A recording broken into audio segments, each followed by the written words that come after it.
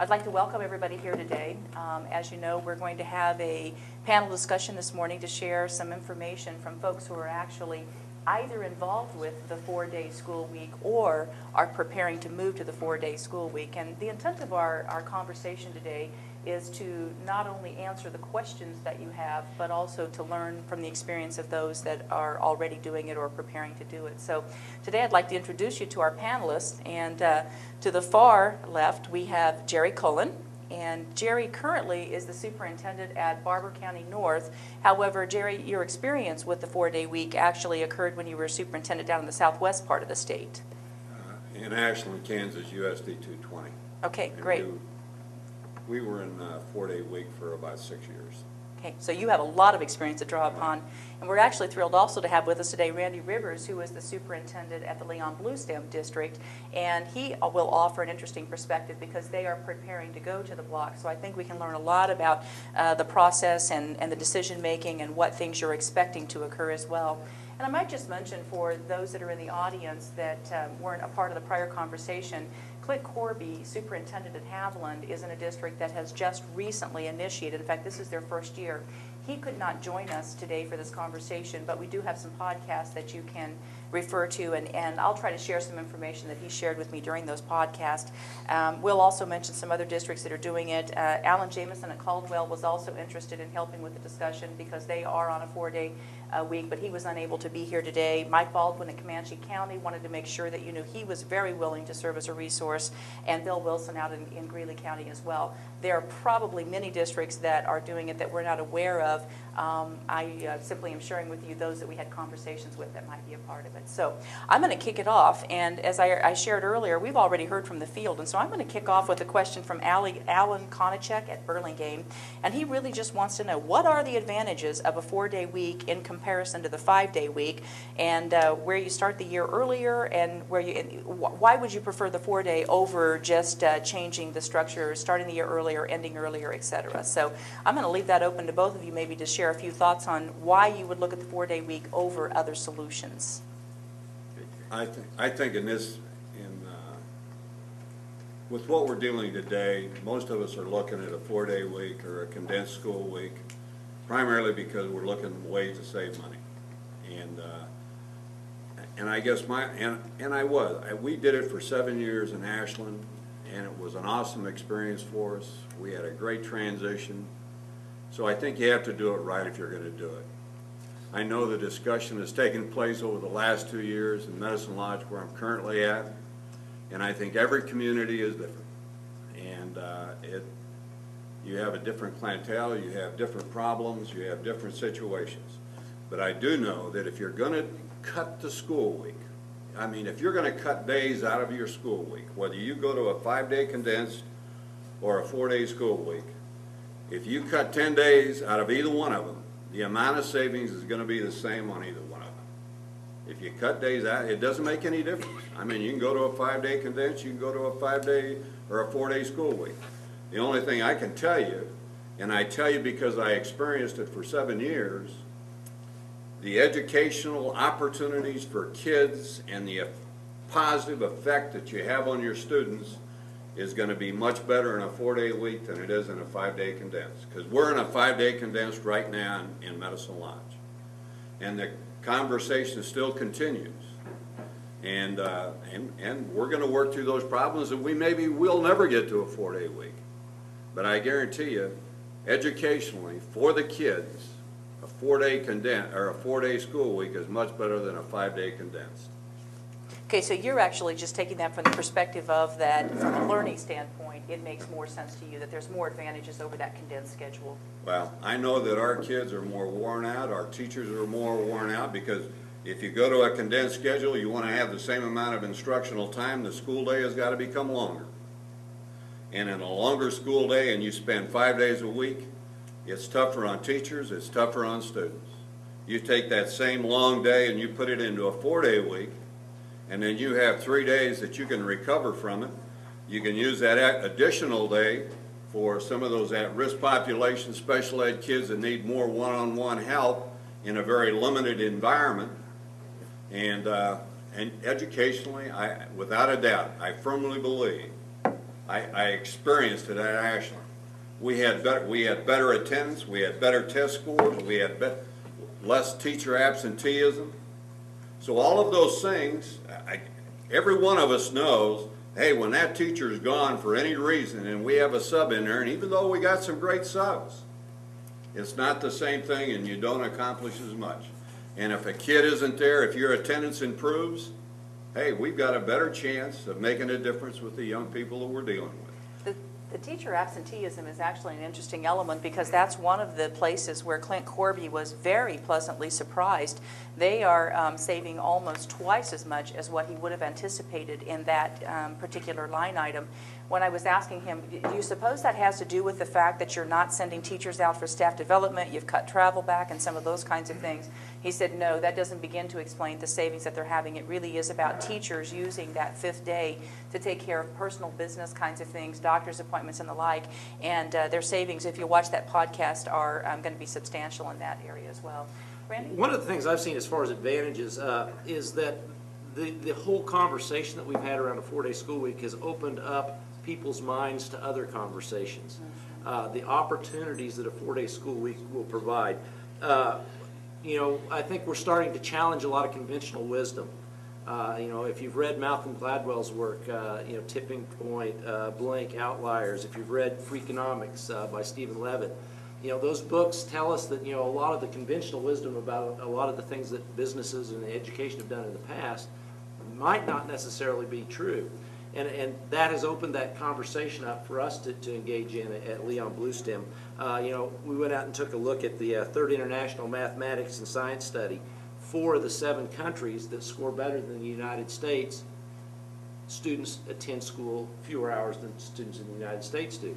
So, you know, the conventional wisdom has kind of gone out the door. I see an advantage for us in the Leon Bluestem district being our proximity to a more suburban area is that we are going to go to a 4-day school week whereby some of the more suburban districts probably will not. It's going to give us an advantage in recruiting staff, I believe. And that's what basically the McRell meta-analysis research says is that, you know, really the key variable in student achievement is the quality of the teacher in the classroom. Well, if I can hire quality teachers out in rural Kansas, I think that's a great advantage for us. Great. Well, I'm kind of curious because this is a fairly recent announcement in the Bluestem district that you're going to be initiating this in the next school year. What have been some of the reactions from various groups, your teachers, obviously your hourly employees, perhaps even you've heard from the teacher union, patrons, et cetera. What are the groups? This is not a new subject in our school district. The conversation has been going on in our district probably for at least 2 or 3 years, even prior to when I arrived. A couple of close districts, the Central Burton School District, which is immediately to our south, the Dexter School District, the Cedarville School District, all in close proximity, have done this for years. Burton's done it for almost 10, Dexter's done it for over 30 years. So that, I believe, helped, I guess, community opinion because they have experience. They know people who have experienced this change. And I think they were much more comfortable with the change because they knew it really didn't seem to make that difference with student achievement. Another issue that came up, we had community conversations about a month before we made the final decision. We had about 80 or 90 people in our small school district show up for these community conversations, and obviously childcare was probably the big issue that came up. It was very interesting. Eventually, as that conversation went on, it became very evident that there was a significant number of parents who wanted their kids home more. You know, the stay-at-home moms, several of our special education parents made the comment that, you know, when you already have these days where you have a 3-day weekend, our children seem much more ready to return to school, you know, after a 3-day weekend than they do after a 2-day weekend. So that helped. We had one parent, she couldn't have said it any better. She basically said this at our board meeting. She says, you know, the decision makers, the people that are going to make this decision in the school district need to remember one thing. You are a board of education, not a board of humanity. because a lot of these other issues, are, it's nice to have, but you don't have to have it. You are a board of education, not a board of humanity. And that just kind of, in that particular community conversation, that just kind of, it just, I think framed the whole thing. And it actually, a couple of board members told me that, particular comment and the reaction to that comment in that meeting changed their mind. Yeah. That is a really nice reminder because, as we know, oftentimes we're forced to make educational decisions on things other than education, that drives some of the way we do business. That's right. So that dovetails nicely with what Jerry was saying as well about the 3-day weekend actually has some advantages in terms of rejuvenation and being ready to get back to the classroom and back to learning, et cetera. So, Randy, how did you approach that exploration and the decision-making process in your district? Obviously, you said this isn't a new conversation, so when did you start it? How did you approach it? What could people learn from what you've done? Prior to my arrival, there was just conversation that happened in the school district around it. Just a couple articles in the newsletters that had gone out. A couple of the administrators in the school district had shared articles about what had been happening in the Central Burden School District and so forth. So we did that. They did that in the newsletter at that time. Last year, when we had the budget issues that we had, we put that on the table. We put that on our list of items that we could include to save some money. And so we had some conversations around it at that time. I think just having it as an open conversation and giving people time to process it was the most important part of getting there. Don't spring it on them and surprise them. That's right. That's right. Okay, great. I don't want to gloss over the child care issue. I think it's fantastic that you had families in your community that said, we would really like to have more time with our kids. Jerry, what was your experience with respect to daycare challenges?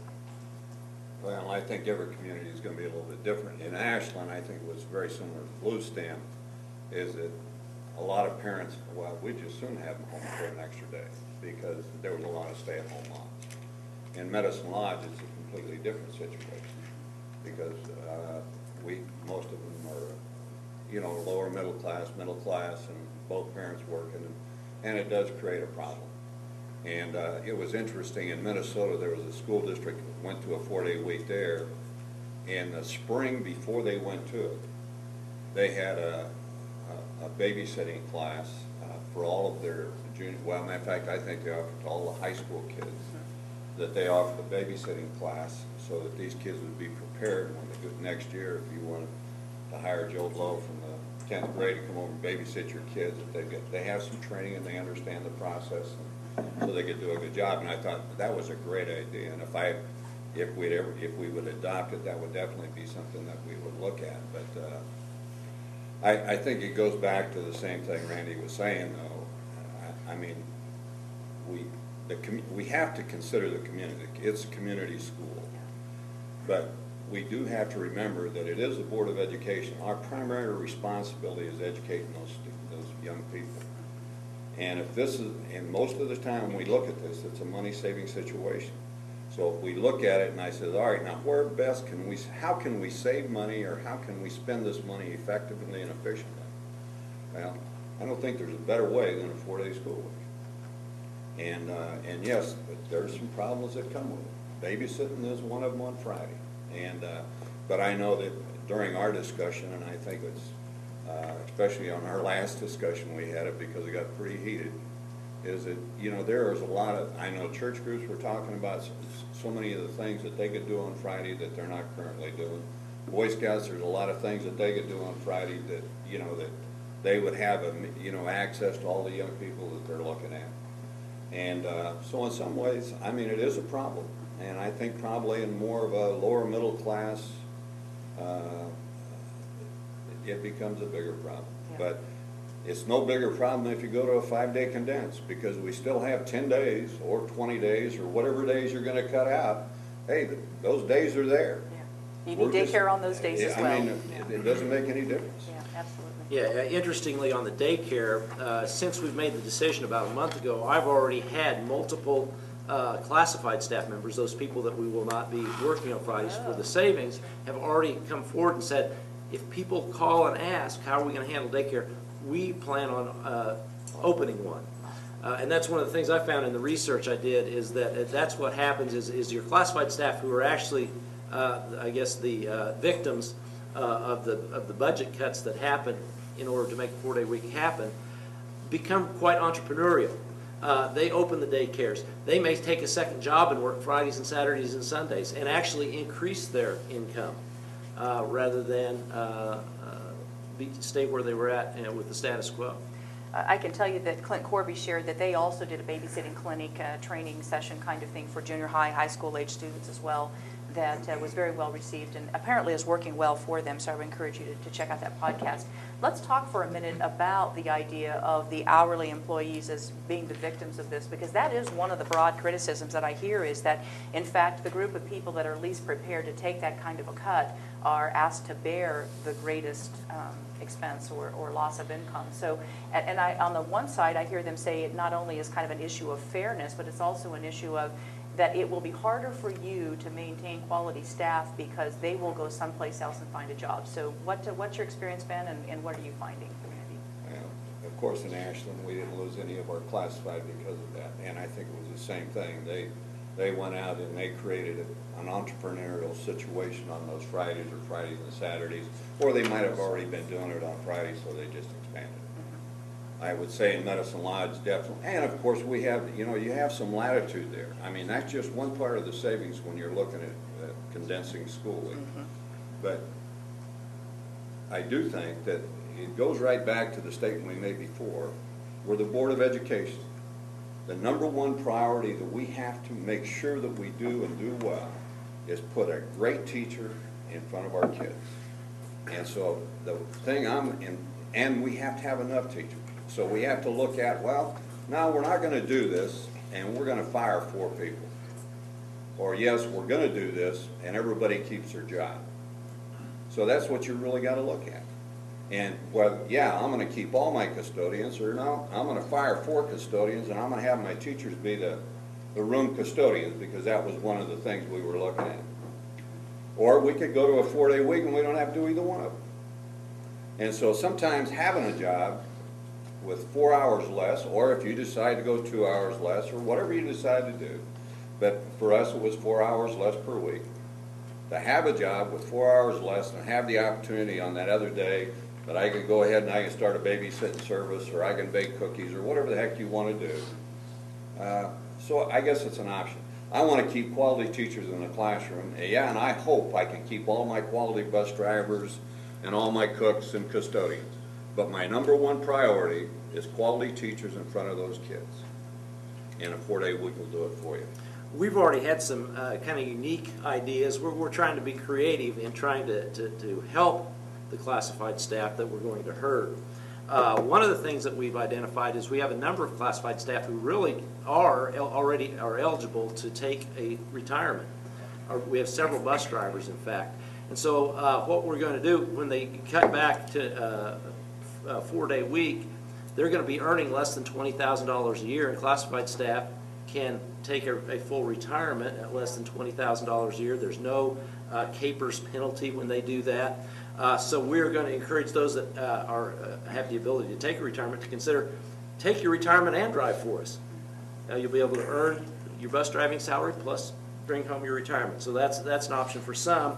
We're taking a look at some staffing issues as we have some retirements. For instance, next year we already know that we're going to have a retirement with one of our custodians. And the plan was to cut all of our custodial staff to 4 9s. Well, what we're going to do is we're not going to replace that position. We're going to go ahead and give all of our custodians an extra hour so that they maintain their 40-hour work week. But we're just going to work out scheduling so that the position that one person covered will be covered by the rest of the custodians with an extra hour or 2 a day. So at this point, you're not really anticipating that it's going to have a negative impact in terms of loss of high-quality hourly employees? No, we don't anticipate that, no. Okay. We haven't had that threat either. I can tell you that was pretty much the experience that the Haviland District had as well. I'm not losing sight of the fact that we're in an interesting economy right now, and that may certainly have an impact on, whether people have great opportunities out there beyond what you're offering them at this point in time. But certainly, while you were involved in Ashland, that was not the case. We were not in... That was not the case. Matter of fact, that was a time where jobs were plentiful and we were kind of in a boom economy when we started. Okay. Well, let's further along a little bit with that whole conversation about finances, because what everybody wants to know is, where do the real savings come from? Are they as great? Because I've actually heard critics out there that say you don't really save the money that you say you're going to save, because you end up spending it more in other places, et cetera. So, Jerry, you've had some firsthand experience in it, and you're saying it saves money. Well, we went into the idea that when I was at Ashland that we would save about $50,000, and we blew that out of. I mean, the first year we ended up saving about 80. And now, definitely, and I think every district is different. I mean, transportation. Well, transportation in Ashland was a big deal because we were at about 618 square miles. In Medicine Lodge, we have over 700 square miles. So transportation is a big one. Definitely utility. Utilities is a big one.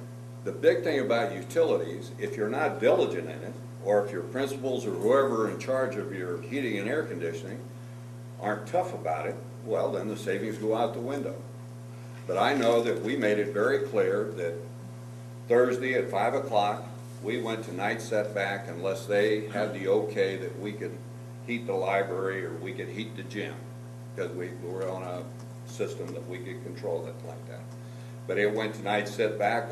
Most of our teachers would come in on Friday and do schoolwork, lesson plans, grade papers, etc. And we just made it very clear, if it's 100 degrees outside, make sure you wear your shorts and sandals because we're not turning the air on. And if you come during the winter, if it's cold outside, wear your long handles and socks because we're not going to turn the heat on. We did have a Friday morning school for at-risk and special ed kids if they needed it. We heated one room, or we air conditioned one room, and we had limited personnel take care of that. So utilities definitely is one of the big ones. Transportation, utilities, food costs. As a matter of fact, food costs, the bigger or the larger district you have, the more savings you're going to have on food costs. Definitely classified salaries, as we've already talked about, and I think you can gauge that. And just like Randy did a great job of working through that, and in fact, you know, I don't think anybody wants to cut anybody's salary. That is not the idea. The idea is that we want to put ourselves in a position that we can provide a quality education. But I think those are the main areas. Well, we did save on substitute teachers. As a matter of fact, for the 7 years that we were there, every year we were a little bit lower because people got better at it. And I think the big thing is that we just had better attendance by our kids. But those things, I think, food service, transportation, utilities, classified salaries, definitely if you choose to go in that direction, and substitute teachers. I appreciate the fact that you keep coming back to that message that every district is different, and that is really, really important, because just because this is a viable solution for one district does not mean that it will work well in another district because of demographics, because of building situations, attitudes, community, all that as well. So I appreciate that. I also would just interject that as I visited with Clint Corby from Haviland, he addressed some of those issues as well. And when you say the larger you are, the more potentially you could save in the food service, I think really resonates, because he talked about the fact they didn't save as much on food as they thought they might because of the way that you have to order food, because they're small enough in nature anyway. They're just some things you have to buy, and you have to buy it in a certain way, so their savings weren't as great in that particular area. He also happens to live in a district that doesn't have climate-controlled buildings, and so he said this has been a particularly cold winter. They have the boilers either on or it's off, and so their utility savings were not nearly as great as what they had hoped. In fact, it was kind of shocking to me. You'll see on the podcast to date, they have saved a grand total of $81 in utilities. That's not where their savings has been. But if you listen to the podcast, you'll see that while they originally estimated that they were going to save, I believe it was about $40,000 over the course of the year, based on where they are at this point in time, it looks like that's going to come in more like $60,000. So I think that's kind of your experience as well, was that you blew the top off of what you thought you could save. But I think that the idea of sticking to a plan is important. And I think those savings continue as prices on things escalate. Your savings escalate. So, you know, it's not just a matter of we're going to save this at this price level. Hey, as my food service cost, as my transportation cost, as all my costs go up, hey, the savings that you would normally have is going up. Absolutely. So, Randy? I'd agree. I think it's just if you're going to realize the savings, you've got to have some fiscal discipline. You've got to stick with your plan. Yeah. If we're going to cut back on hours with classified staff, you got to stick to that plan. We do have the nice HVAC controls. Every building that we have has the computerized system, so we'll be able to do that. That's part of our plan. And we're going to tell the folks, wear shorts, dress warmly on those days off, those sorts of things. So yeah, you just got to have that plan.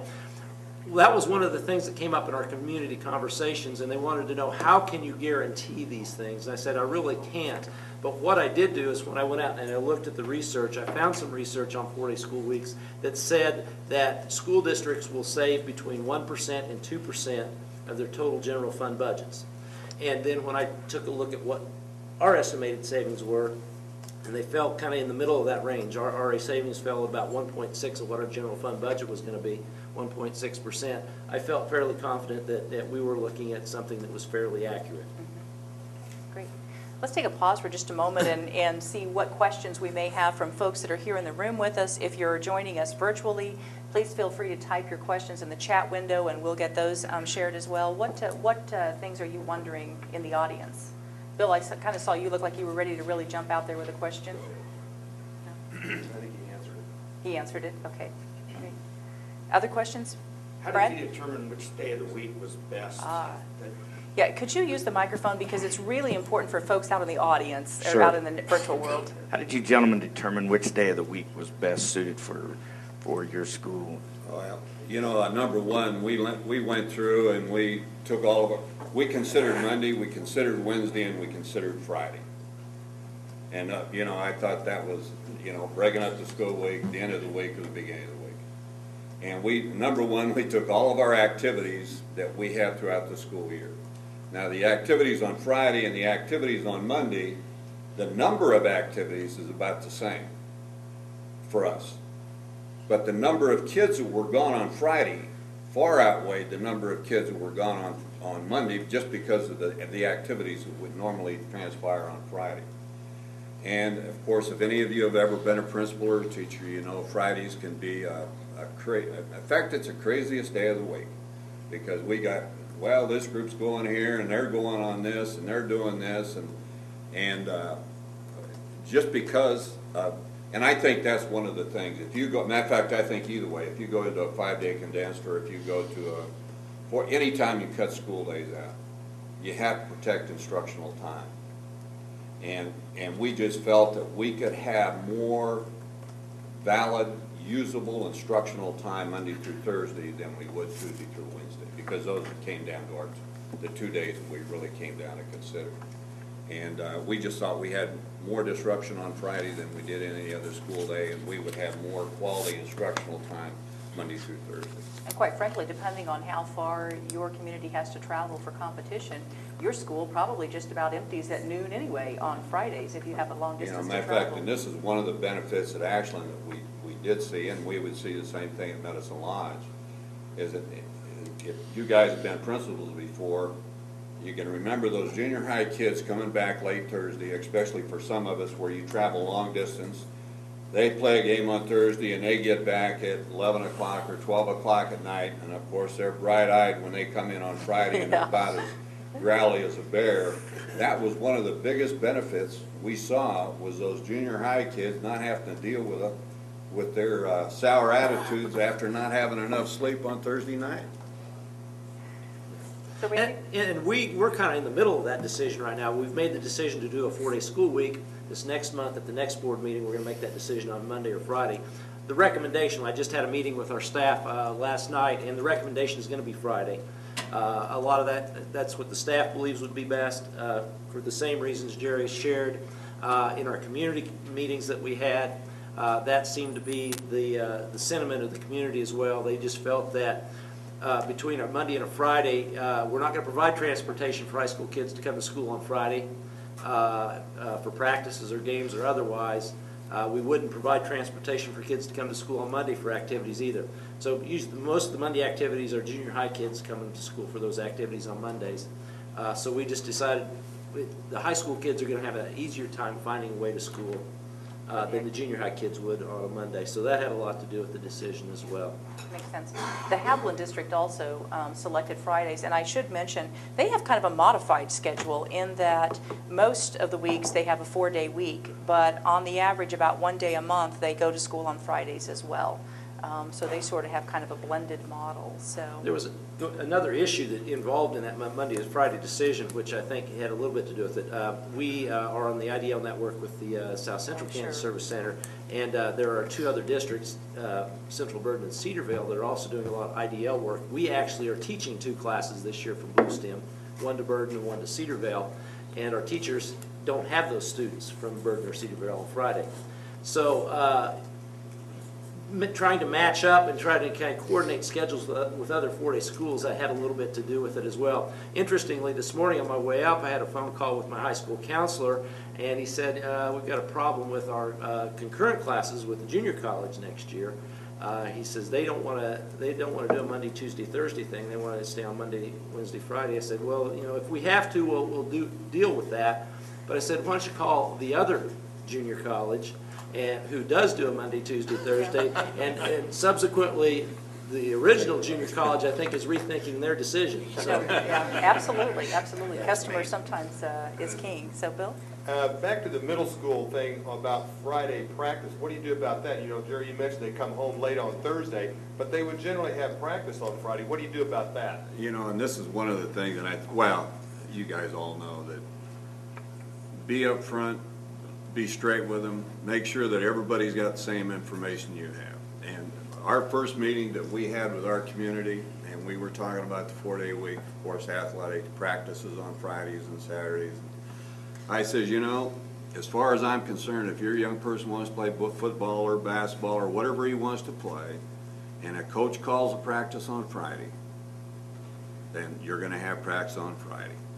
And we're not going to provide transportation, so you have got to decide, does your kid really want to play football that bad? And in fact, next year, first time our junior high coach had practice on Friday, I had a call. And I says, now, let's go back and remember the conversation we had when we started this. And it was kind of a pause. Never heard anything more about it. And but I think you just have to, you know, you have to set it down. Hey, this is the way we're going to handle these things. We're going to give the coaches latitude to have practice on Fridays or Saturdays, or what? Or maybe you're not. But we did, and everybody knew it up front that this is the way we're going to do it, and this is how we're going to handle it, and we never had any problems with it.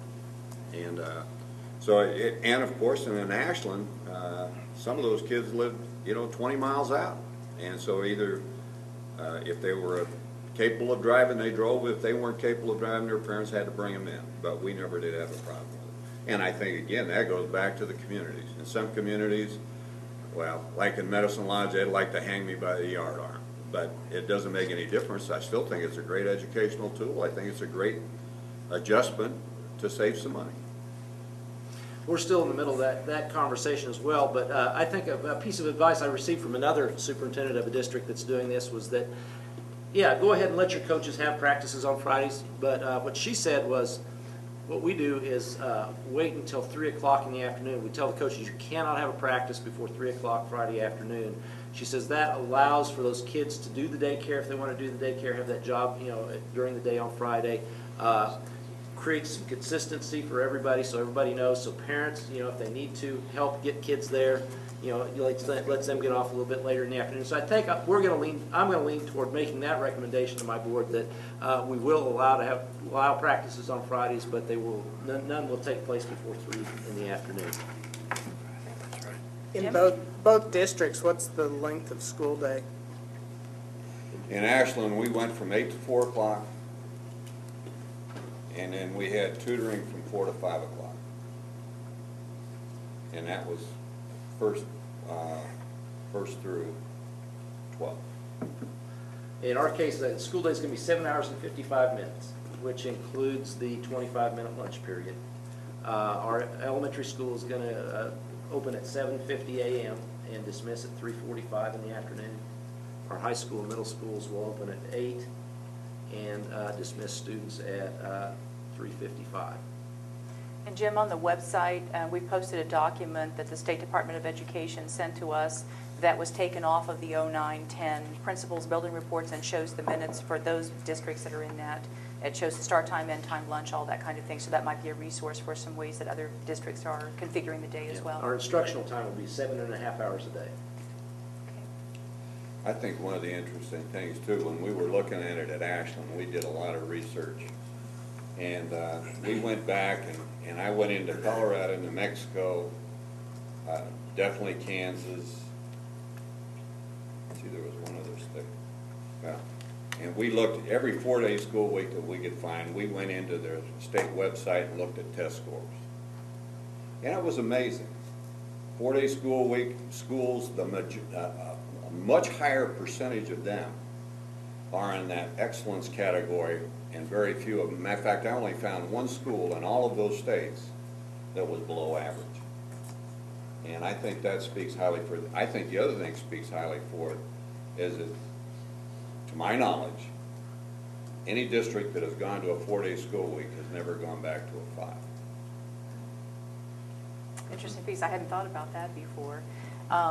You know, one of the things that I've heard people from the field talk about is that may be true for the districts that are doing it.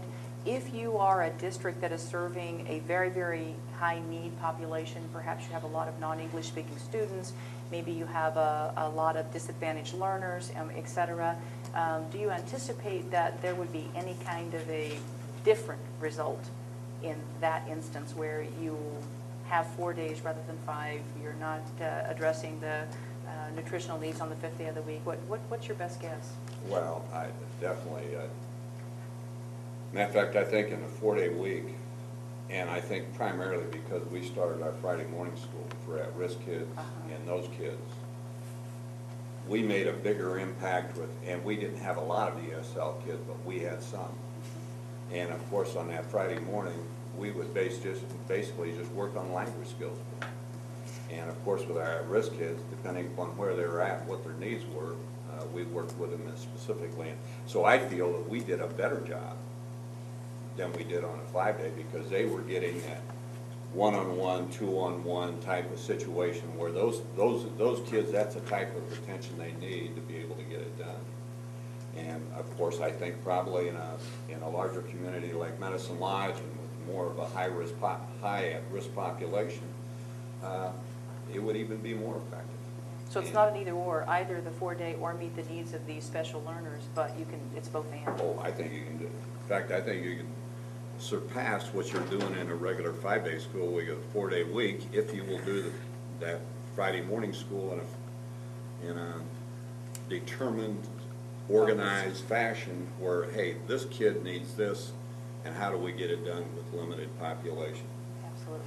That's one of the interesting issues that we've come up with. There are going to be some contractual issues that we're going to be dealing with. I wanted to this talk about spring. that too, yeah. And you know, those are some things that we talked about quite extensively. Is that, you know, the savings again are coming at the cost of our classified staff, but many of our community members said, well, you aren't going to cut the teacher salaries, they're going to be working less. Well, we said, well, the way we represented it to our communities was, no, our teachers are not going to be working less.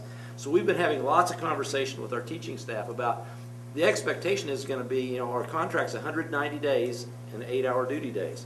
The expectation is you're going to still put in 1,520 hours as educators in this school district. It's just not going to be the same way we've done it in the past. So we have plans of possibly doing some things like Jerry's talking about, the media work for kids. We're going to start shifting, you know, all of our professional learning communities, the professional development work will be all on Fridays. Monday through Thursday are sacred instructional time now. So you know, all that professional work, the collaboration, we'll have time to do those things now with staff on Fridays. We don't have to, you know, dig up late starts, you know, early dismissals, those sorts of things to do that. Some other things that we talked about with high school age kids creates tremendous opportunities for things we've been talking about for years to do with high school kids. Senior projects, you know, kids have all day Friday to be working on senior projects. Internships, we can be hooking kids up with businesses and having them do internships. Job shadows on Fridays, service learning projects in the community on Fridays, all kinds of things we can be assigning kids on Fridays to do. You know, with the elementary kids, we've talked about the enrichment or the remedial stuff, but even enrichment programs, if we start getting some more money, we can do some things to enrich kids' educations on Fridays with the young kids. This has even opened the teachers' minds to conversations about home visits. You know, how are we going to get all these hours in? Why don't you start going out and doing some home visits? And there's some tremendous research out there about how valuable home visits are in bringing parent involvement and getting parent involvement back into the school system. And I think Randy hit on a key thing. You don't expect your teachers to take any cut in pay. And so we made it very clear also that, hey, ours was a 1,488 contract year. So we're getting 1,488, and I guarantee you we're going to get it in. If it's not, and now the one thing we did do is we went back up and said, all right, this is not negotiated agreement. Negotiated agreement, like a lot of you, is days and starting times and ending times. Matter of fact, negotiated last year, we tried to just say that we're going to contract you for 1,488 hours, then we would have the latitude of doing what we needed to do. But no, they wanted to spell it out, so we spell it out, days and everything like that. But you have to make sure that if you're paying them for 1,400 or 1,520, whatever you're paying them for, that you make sure that they put it in, whether it's with working with at-risk kids and professional development, collaboration, I don't care what it is. And I think that's critical.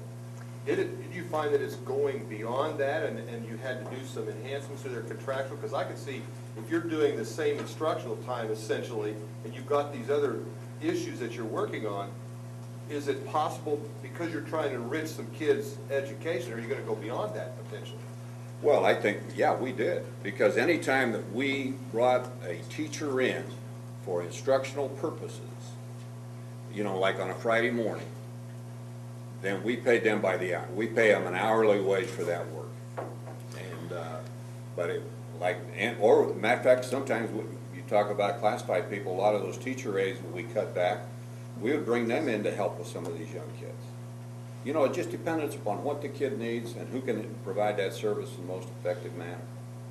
You know, in our case, we haven't even opened and started negotiating those changes. We've already had some preliminary conversations with our Teachers Association, though. Just yesterday, the president of my Teachers Association said, you know, kind of the feedback she's getting is the teachers, the staff really feel that they want to change the duty day to 9 hours. So they're 4 9-hour days is what they feel. They think they're going to feel comfortable with. We're also talking about a lot of flexing of time too. We're talking about having them log time, you know, for some things rather than actually having them have physically be on site on duty. We're talking about building some things into the contract that allow some flexing of time through some logging or clocking of hours. You know, I think probably the way you do a lot of things probably here at the service center. I was actually now. just thinking that's yeah. A lot of the way we experience things. I want to follow with one question, and I know we have some questions that have come in on the chat as well. You had talked about moving some activities like your staff development on Fridays and things like that, and I'm wondering, as I'm hearing you talk about this, it sounds like you're going to need to have a building open, and are we not beginning to dig into some of the savings you thought you were going to realize, or how are you going to make those things happen? The only thing is limited space in a building. Okay. I guarantee you it's a lot different just heating the library than heating our whole elementary school. Okay. And so whatever we do on Friday, whether it's professional development or working with at-risk kids, it will be in limited space. And that's our plan too. I mean, it'll be limited Yeah. space. And again, you know, if you've been through some of the facilities, conservation improvement programs, those sorts of things, you have the ability to, we have the technology to make that happen today. We can just do a room at a time.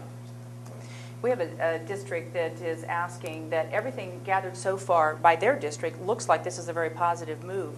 And they're wondering, it looks like a good idea, so why do you suppose not every school is doing this if it's such a great idea? Classified salaries, babysit. That's it. And the conventional wisdom, you know. Yeah. We've done it this way for 15 we years. ran into this in our community meetings, you know. People would say, but the real world works 5 days a week. Yeah. If you look at it, Well, though, it if depends, you really yeah. take a look at different industries, that's not really the case. Yeah. You Well, know. in Missouri, they're talking about putting the whole state on a 4-day week. Yeah.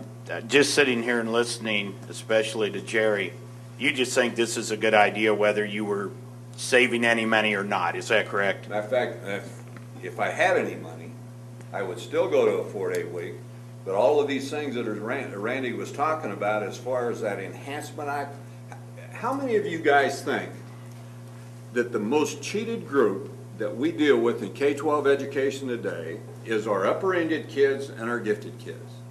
And we spend, I have a language problem sometimes. We spend a lot of money on lower-end kids, our at-risk kids, special ed kids. But the groups that we don't really put a lot of money into is those high-end kids, because we know they're going to make it. You know, they're going to do a good job. We don't have to worry about them. But wouldn't it be great if we had a little bit of money and we can say, dang, we can offer this program and some of the things that Randy were talking about on a Friday for these kids? I think that'd be totally awesome. A lot of our conversations kind of had to do to some degree with that, because we had made a choice a month ago to go either that condensed school year, which would have had about a 14-week summer break, or keep the school year relatively the same as it is now with about a 10 or 11-week summer break. Well, the teachers basically said, you got to keep that summer break shorter to prevent the brain drain. Well, the conversation even went further in our community conversations to the point that, when money may become available again, what about extending the school year longer, even shortening that summer break further? And we said, yeah, that makes tremendous sense to us. Okay, great. Other questions from the room, or those of you who are out in the field joining us virtually, if you'll chat those in the window?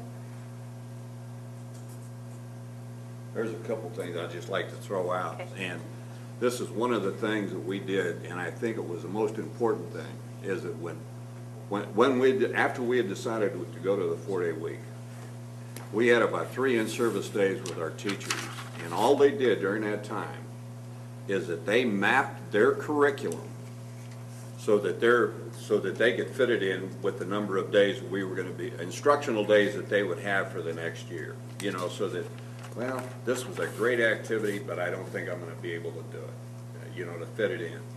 And what was really funny, they did a fantastic job, and I think that's why we got started off so well.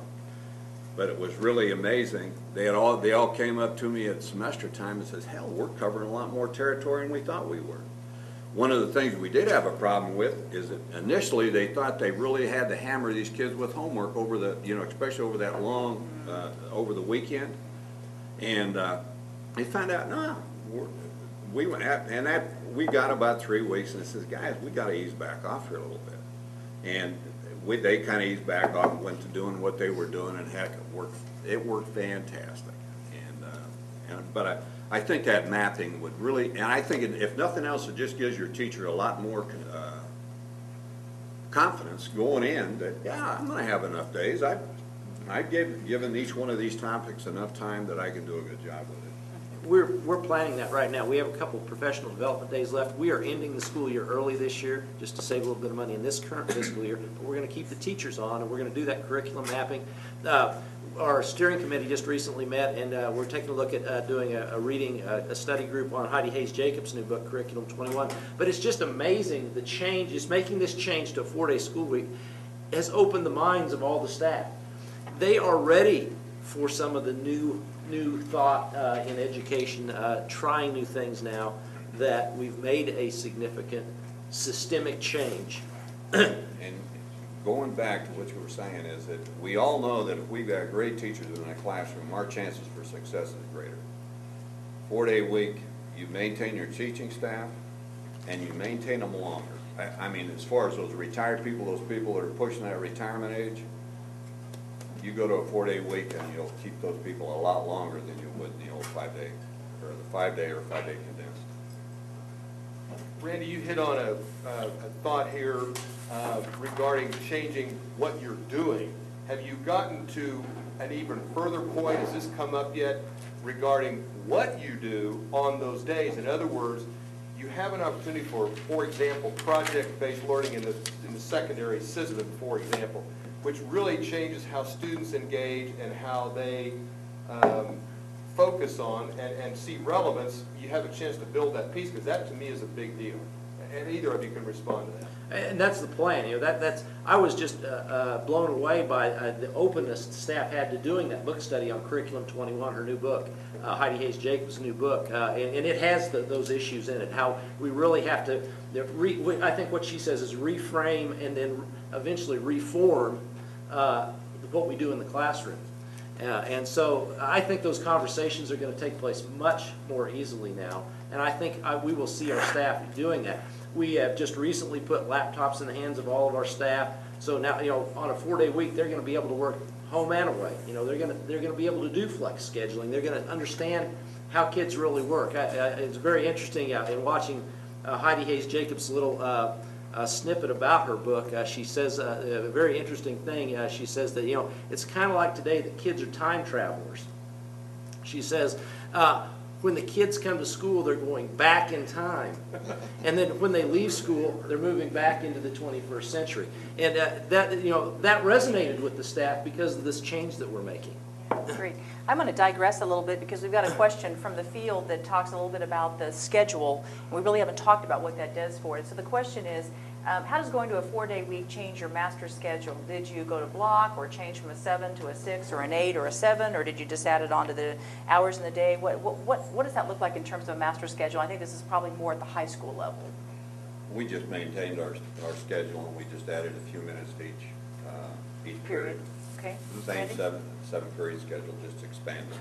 Well, as part of all the financial issues and struggles that we've gone through, we have decided to kind of try to put our 7th grade through 12th grades together to some degree. There are 2 physically separate buildings, but they're separated by just, you know, a short Yeah. walk. So we've kind of combined our administration and those sorts of things.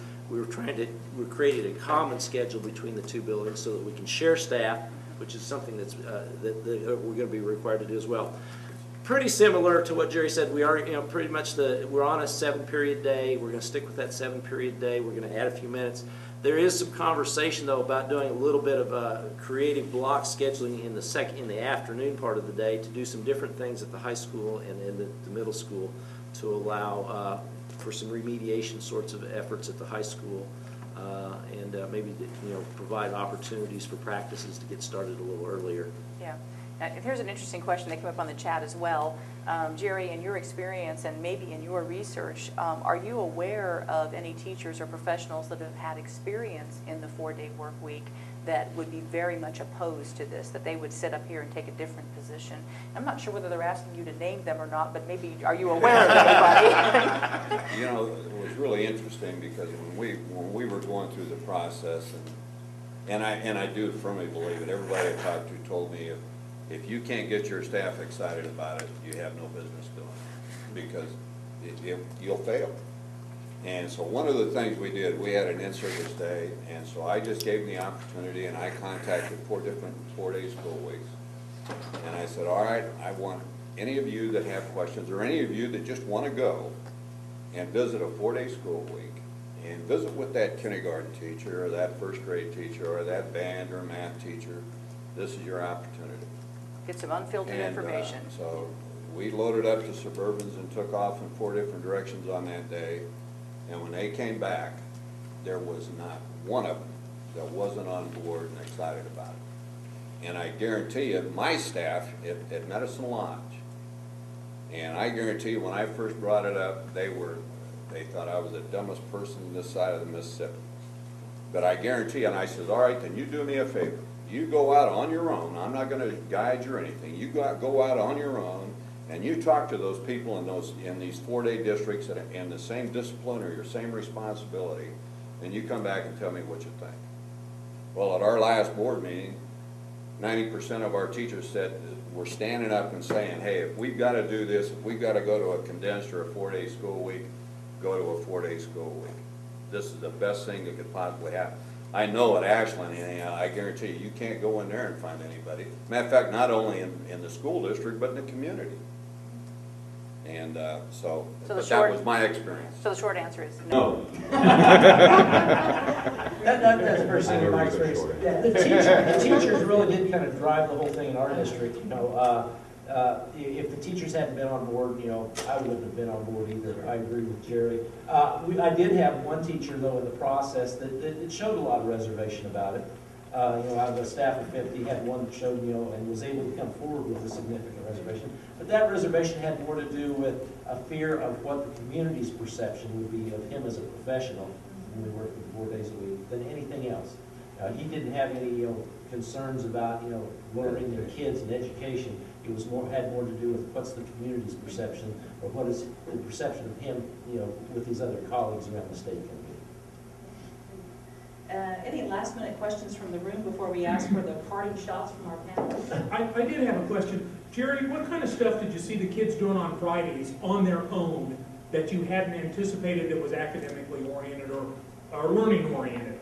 Well, I just thought there was a lot more involvement. I mean, community involvement. We did have a number of, now I think it was a combination that it made, in Ashland, our seniors had to do a senior project within a volunteer project within the town. And, it might be cleaning up the park or whatever the case might be. So I saw more of that, and they were going to do it anyhow. This just gave them time to do it, so they weren't quite so rushed. And definitely, I really saw some more of that interaction between your upper division students and your lower grade students because of the babysitting thing. I think more interaction there, which I thought was good. And other than that, one of the big concerns that we thought we might have is we might have a drop-off in kids participating in activities because, Friday, we always have activities on Fridays, so that would kind of take away their, but if anything, we saw an increase in it rather than a decrease. I would just add, I think, thinking back to the last question, on the website, we do have a video clip of a person who's very much opposed to this, and so it's probably well worth your watch as well. We're not here to push one side or the other. We're just here to give information and to help you access answer the questions that you have as well. It appears to me that most of them that have gone are the smaller school districts. Is there any rationale to that, or why some of the larger districts have chose not to do this? Well, I think the rationale behind it, because the smaller districts are the ones that are squeezed the most. We're the ones that have been dealing with, 5 or 6 years ago, they took 11% of our low enrollment weighting away, so that kind of put a crunch on us. When they cut $1 in base state aid, for some of us, it means $2, and it can go all the way up to $3. So I think it's just a matter that the smaller districts are the ones that are getting squeezed the most. There is no logical reason why this wouldn't work in the biggest school district in the state compared to the smallest one. I just don't see any reason why. I mean, the basic concept, the philosophy, everything is the same. Yeah, in my research, I found that's the case. Most of the smaller districts, I think it just has a lot to do with, originally had to do with costs and transportation issues. But I did find there was a fairly large school district in Idaho, I think 2,200 students that had started doing it. And I believe, if I'm not mistaken, a large part of the Broward County, Florida school district is on a 4-day school week. And that's a huge, tens of thousands of kids. And there's a huge one up in Minnesota that's gone to a 4-day week. Good. Another question from the chat. Can you tell us if going to a 4-day week positively or negatively impacted your enrollment? I think initially it impacted in a positive way, and after that it just kind of leveled down. And I'm not sure that it was a 4-day week that did it because the district next door was going through consolidation. So whether it was consolidation or a 4-day week, I don't know. Yeah. But we did it initially. We had more students. We anticipate a little bit of an influx in enrollment from some. I think some of the reason, and we actually have had a lot of interest from some elementary parents that want to have their kids home an extra day. High school kids, we anticipate, because of our proximity to a couple of larger school districts, we anticipate the possibility of some high school kids wanting to come, maybe not for the best reasons, but they want to come. The only real solid data that we have at this point is that we've talked to a couple of realtors in the area since the decision was made a month ago, and the realtors have told us that rental property in the Blue Stem District is now a hot commodity. Really? Which hadn't been the case before. So here's a tip. Go out and buy some rental property in any community that is thinking about. Yeah. if any of you have any money. Yeah, that's a good point. So, other questions before we have kind of our parting thoughts? Well, I'm going to ask if either of you have any other additional last-minute thoughts you'd like to share with the audience, virtual or here live today. I think the big thing is, I know when we were going through it, it was a matter that it was great to be able to call those people and that have experienced it, have gone through it, and you run up against something, you call somebody and they can give you some direction. And I think that most outgoing, cooperative people I've ever been around. And so I think if you really get into it serious and you have some thoughts about it, talk to them, and at least they'll give you some insight. And I think it goes back to the same thing. Not all of our communities are the same, and the makeup is definitely going to have an effect whether you can get it done or not. You know, and I think this goes back to a little bit what you said. I think in Ashland, where you know, a small community, a lot of stay-at-home moms, it was ideal. As a matter of fact, we had a number of parents come in and say, dang, it is just great to have my kid on Friday and we can go do this or we can go do that. Okay. Randy? Yeah, I have to thank Jerry a great deal. You know, I spent a lot of time on the phone with Jerry and a couple other superintendents around the state. Yeah, we just have to lean on each other to do that. I was really lukewarm on this whole idea when I arrived at the Bluestem School District, but after 2 years of study, I'm confident it's not going to hurt student achievement. In fact, I have one of those intuitive gut feelings that it is going to change education in our school district for the better. Well, I want to thank both of you very much for giving of your time, your expertise, and I also want to remind any of you out there in the audience, virtual or here today, if you're aware of resources that we could post on the website that would serve everybody that's looking at solutions for this crisis in the classroom, please make us aware of those.